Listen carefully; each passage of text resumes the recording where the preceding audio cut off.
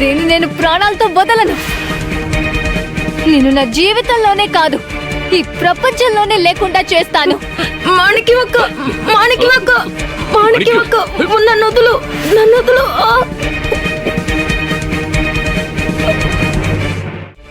మాణిక్యమక్క, మాణిక్యం వదులు.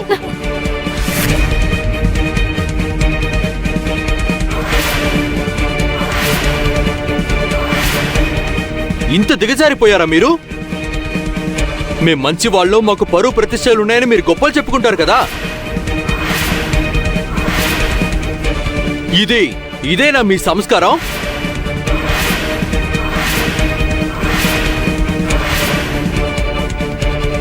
అందరూ భయంతో వణికిపోయేలా రాక్షసంగా ప్రవర్తిస్తోంది మీ అమ్మాయి.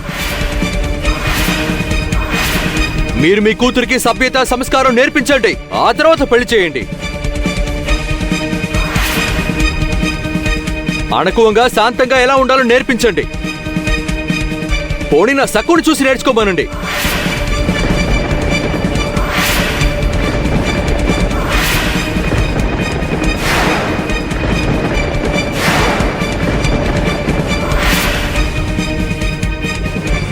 దిగు. ఎందుకు అరుస్తున్నావు బాబాయ్? కావాలనే చెప్పాను, పొరపాటుగా నోరు జారి అనలేదు. నేను మళ్ళీ స్పష్టంగా చెప్తున్నాను, నా సక్కు, నా సక్కు.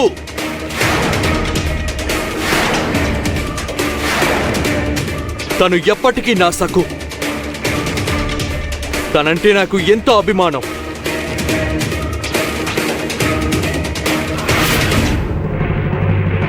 తన భర్తని లాక్కుంటున్నా, తనని మాటలతో గాయపరుస్తున్నా, చెయ్యని తప్పుకి నిందిస్తున్నా, లేచినప్పటి నుంచి గొడ్డు చాకరి చేయిస్తున్నా, ఎప్పుడూ ఎవరిని పల్లెత్తు మాట అనలేదు. తనని ఎంతగా అవమానించినా ఈ సిగ్గులేని మాణిక్యాన్ని ఏమీ అనలేదు.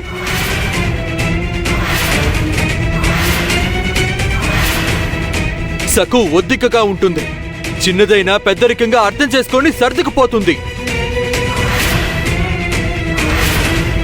తన వ్యక్తిత్వాన్ని, ఆత్మగౌరవాన్ని సంస్కారవంతంగా కాపాడుకుంటూ సమస్యలు తనని చుట్టుముట్టినా కృంగిపోకుండా తను ధైర్యంగా ఎదుర్కొంది.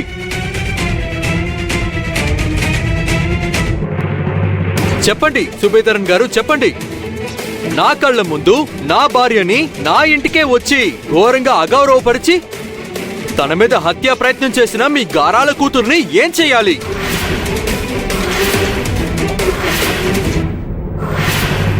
సభ్యత సంస్థానాన్ని బట్టి ప్రతిష్ట నిర్ణయించబడుతుంది.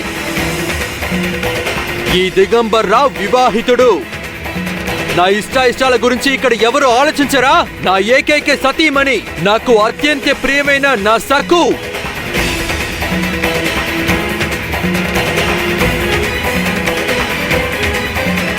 నా ఏకైక సతీమణి, నాకు అత్యంత ప్రియమైన నా సకు.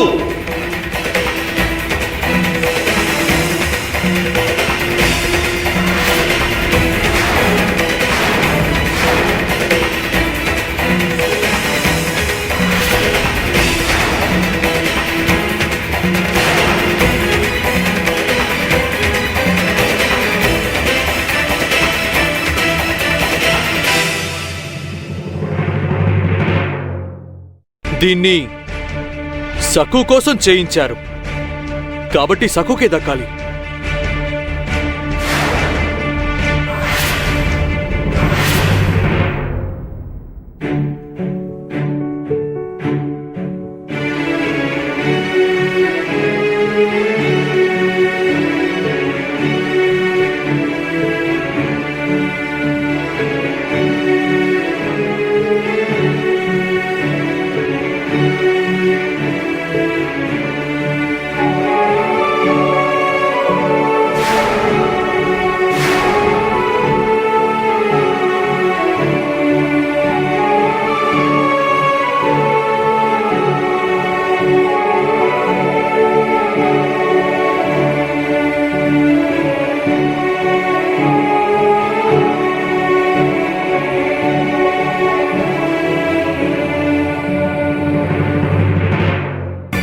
నేను ఏ రోజు మాణిక్యానికి ఆశలు కల్పించలేదు.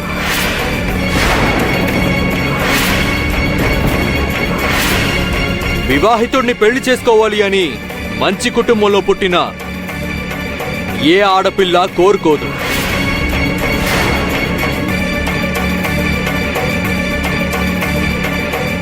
దయచేసి మీరందరూ బయలుదేరండి. ఈ నిశ్చితార్థం రద్దయినట్టే.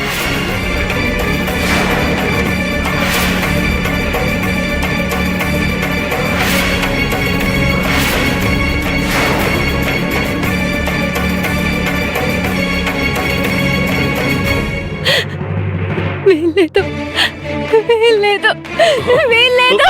మాణిక్యం, మాణిక్యం, మాణిక్యం.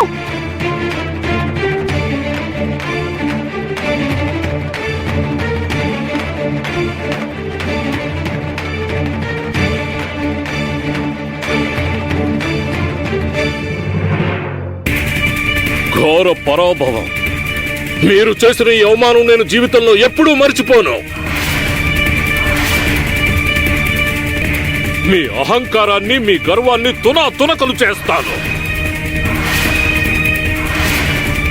బంగారం లాంటి నా కూతుర్ని నువ్వు తిరస్కరిస్తావా? నీ జీవితాన్ని సర్వనాశనం చేస్తాను. నీకు సుఖం లేకుండా చేస్తాను. నిన్ను, నీ కుటుంబం మొత్తాన్ని వీధిలో అడుక్కు తినేలా చేయకపోతే త్రయంబకరావు సుబేదార్ అనే పేరుని మార్చుకుంటాను.